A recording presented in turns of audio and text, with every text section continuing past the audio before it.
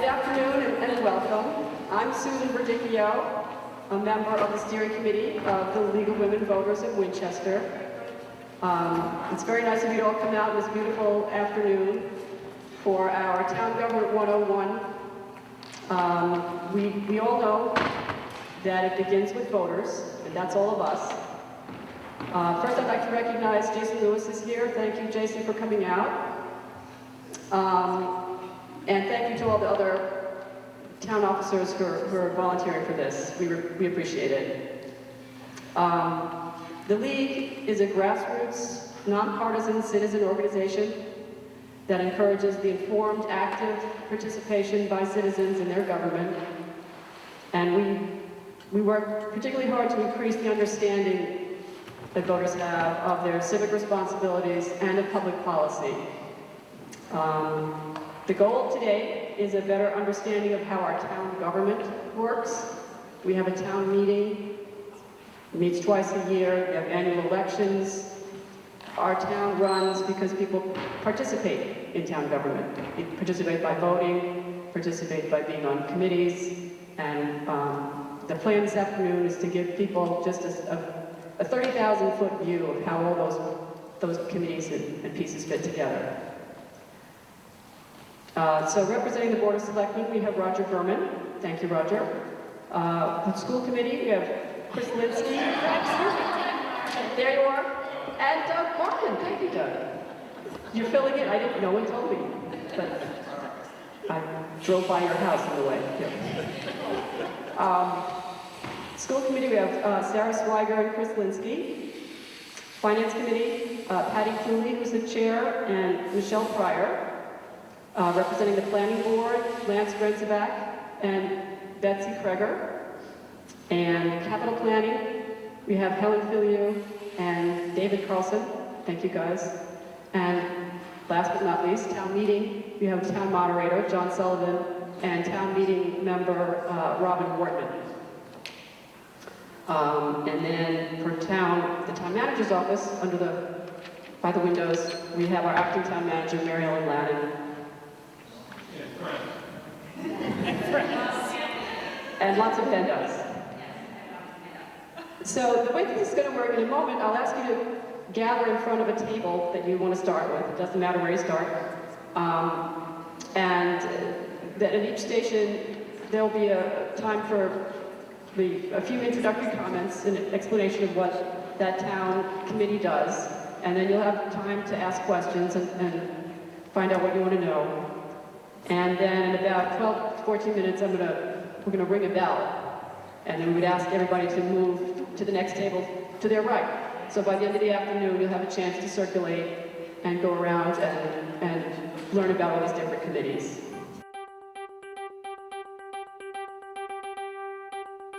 I'm John Sullivan, obviously a Winchester resident, and I'm the town moderator. And I'm here with the town meeting member, Robin Wortman, and we're answering questions about who the town meeting is and what are the rules. And we have a great handout here, which we're going to arrange to put online. But we've drafted a guide to the Winchester town meeting. And for those that are not familiar with the government scheme, in Winchester, the town meeting is the legislative body. And the executive branch would include the selectmen and the school committee, for example. And the town meeting has 192 members who serve 3-year staggered terms. So at all times, your town meeting members consist of people with a year to go, 2 years to go, or 3 years to go. And all the various articles that come up, whether it be the budget to change the zoning, are voted on by the town meeting. Any financial issue that comes up also is voted, but only after we get a recommendation from the Finance Committee. So it works very well here in Winchester, and we have a lot of enthusiastic people at town meeting, and sometimes a lot of spectators who can speak as well, if they're Winchester residents. If it's a controversial one, we get some pretty interesting speeches, and my job is to make sure that they don't speak too long and speak on the subject and obviously they are not allowed to take a shot at the moderator. Not allowed. So it's a fun thing, and it's really the backbone of the town of Winchester government. It's got a lot of people involved, a lot of people pay attention to it, and I think I enjoy it more than anybody else. I've been asked 6 times since I walked in the door how long I've been the town moderator, and I make them guess. And the last lady I talked to guessed that I've been here doing this for 10 years, and the answer is wrong. I've been doing it for 33 years, but I have to run every year, so you never know. And I thank you very much from everybody from WinCam, and I hope that's interesting to you. Thank you very much. The school committee consists of 5 members that are elected. Their terms are for 3 years, and the terms rotate such that we don't have a complete turnover. So there's always representation with some legacy membership there. At our committee meetings, the superintendent sits with us, the business manager sits with us, and the assistant superintendent, but only the 5 committee members vote on issues. Our meetings are held twice a month, usually the 2nd and 4th Tuesdays at 7 o'clock at the Lynch School. They're open meetings, you're welcome to attend. It's also recorded on WinCam and rebroadcast a couple of times. Our duties are we sort of set the goals and policies related to education for the town. We appoint the superintendent. We put together the rules and regulations and review them that the administration, the management of the schools put forward, so policy decisions are brought forward to the committee. We're responsible for the annual budget for the schools, and we're also responsible for negotiating the contracts with the 4 unions that represent teachers. That's briefly what we do in a nutshell. And then there's all the issues that come forward related to schools on a regular basis.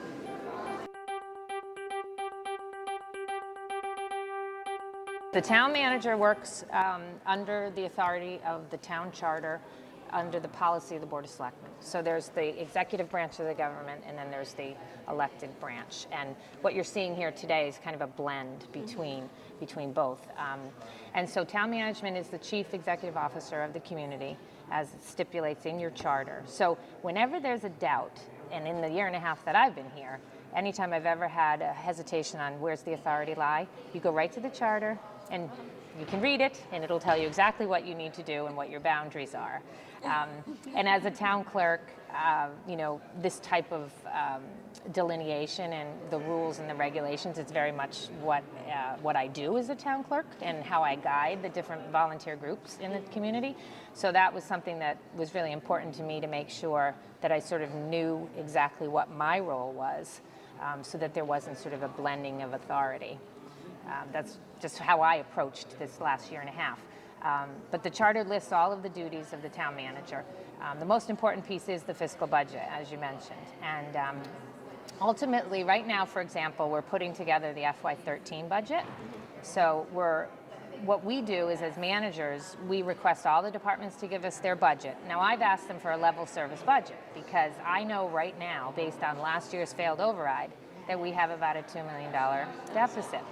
So I know right off the bat, we have to level service, and then we have to cut, depending on what the policy decision is going to be of the board regarding the use of free cash or not. Because free cash is that little piece that you usually use at the end to balance it.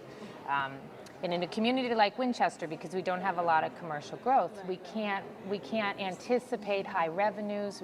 Coming in from commercial, we can only do so much with the meals tax. There's only so many little pieces. Yeah, so there seems to be quite a lot of free cash this year's budget. I keep seeing projects that are being financed by free cash. How does that come about, that there's so much free cash? Well, the fiscal conservative nature of our community, really through the good decisions and policy decisions, in my opinion, of the board and of the finance committee, has allowed us to, what we do is hold the line on the expenses, and at the end of the year, when we've balanced everything, we turn money over to free cash. And we roll it over. And there are communities that spend their free cash. They keep a very small reserve. In our case, the board last year did pass a policy, an operating reserves policy, that they didn't want the free cash to go anywhere lower than 6%, but no higher than 10%.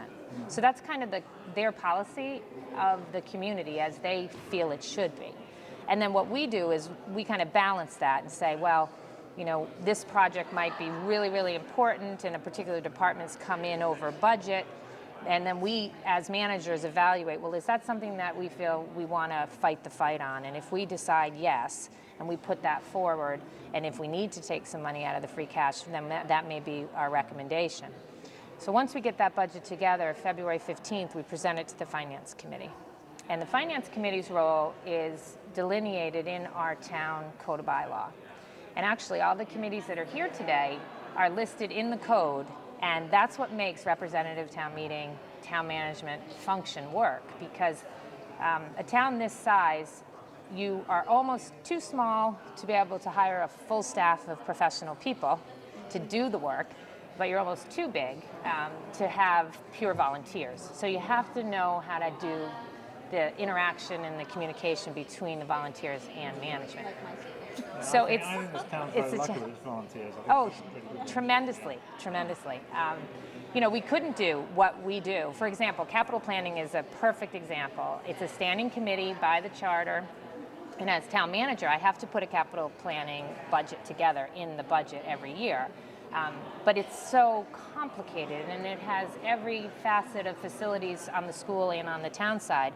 And so without those 7 volunteers from the capital planning committee, it would be overwhelming. You'd almost have to have a full-time capital planning assistant to do that budget. So what these volunteers bring to the management team is really invaluable for us to be able to put the budget together.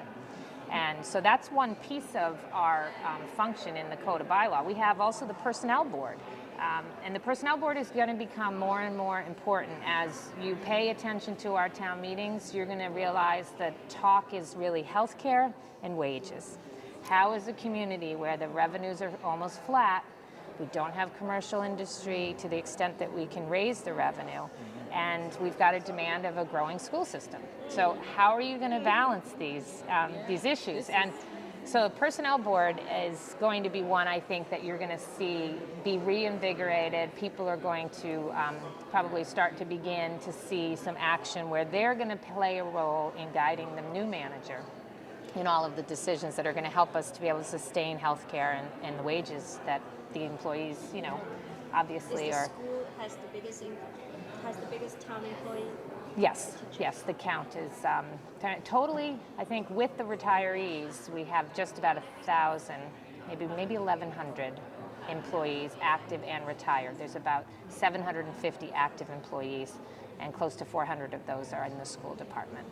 So healthcare is a big issue, and I mean, every year I've seen a 10% increase in healthcare premiums, and Winchester has been very creative and very blessed, really, to have the blending of the volunteers and the management team and the elected officials to come together to realize that the healthcare can't be sustained at a 10 or 12% increase every year. And so we've worked, even in the last probably 5 years, on plan design change very proactively, where you'll see in the newspapers a lot of communities, they've done nothing with their healthcare, and then all of a sudden they're like in a crisis, and then they jump ship and they join, you know, maybe the GIC or something. And in our case, what's the pros and cons about GIC? I mean, what's wrong with it? oh, there's nothing wrong with it. Doesn't it save money?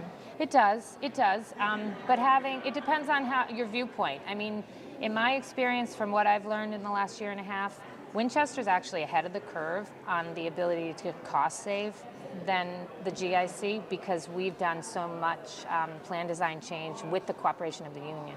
And anytime you can together realize you've got something that's unsustainable, and both of the groups, management along with the board and the employee union groups, to realize that this is unsustainable, what are we going to do about it, and cooperatively come together. I mean, and that's what they did last October. And, you know, I was, as acting town manager, really so pleased that even though, you know, union contracts, you have to negotiate this, give that, at the end of the day, we moved to a 75-25 split on a healthcare and increased a lot of the co-pays that the employees had to pay.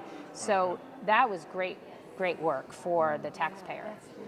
But we have to keep doing those things. And the GIC does give now, if you join the GIC, it gives the municipalities the ability to negotiate, or to rather, change healthcare without negotiating. But in this case, we've had good luck with negotiating, and you can actually share in some of those cost savings with the employee, which helps them to feel valued as an employee. I was just going to ask. Oh, Government Insurance Commission. Okay, no, Yeah. I've heard about it. Yeah. Thanks, Jennifer. So the Finance Committee is a 15-member committee made up of town residents who are appointed by the Finance Committee Chair, which is Patty Cooley, the Chairman of the Board of Selectmen, and the Town Moderator. Finance Committee members are not necessarily town meeting members, but they are volunteers, and we serve 3-year terms, which are generally staggered so that there's some turnover every year. The job of the Finance Committee is to analyze the town budget and make recommendations for spring town meeting and to town meeting members on where we think various budget items should come in terms of total spend. We have about 11 subcommittees, of which the Finance Committee members serve on one or more, and each of the subcommittees look at very specific areas of government. So there's an education subcommittee, there's general government, there's recreation and enterprise funds. So within our 15 larger members, we have subcommittees who are very much focused with working with department heads, working with the town manager's office, working with various other committees around this room to analyze the budget and understand what's being requested, and then make a recommendation back to the larger group when we meet. And we meet every week from February until late May, sometimes twice a week, and vote every one of the numbers that you see on the fiscal year operating budget motions. So that's what the Finance Committee does.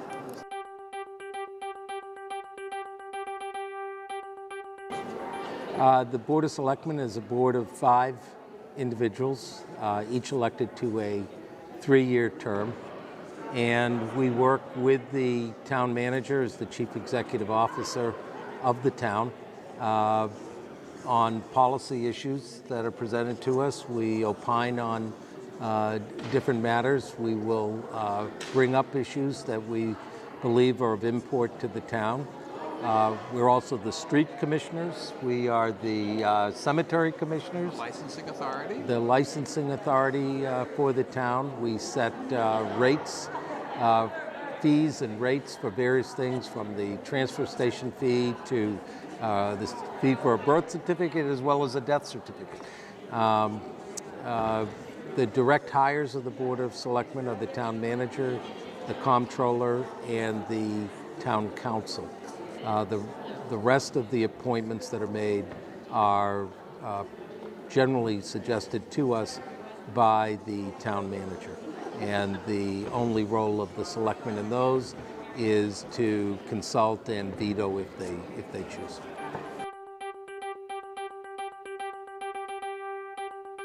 I'm Betsy Kreger. I'm here from the Planning Board along with our chairman, Lance Grinsbeck, and we're here today to let people know what the Planning Board does.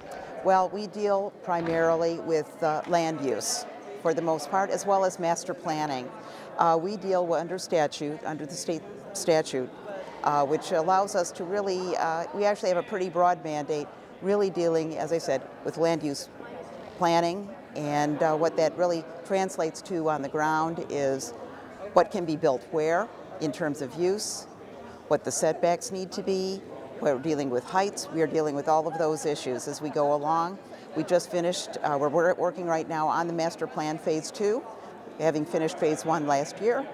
And we're then moving forward into looking at the zoning bylaw, and most specifically as it relates to the downtown, and that's where we're very much involved with now. Most of that is being funded through grant funds, so we're very happy to have gotten those.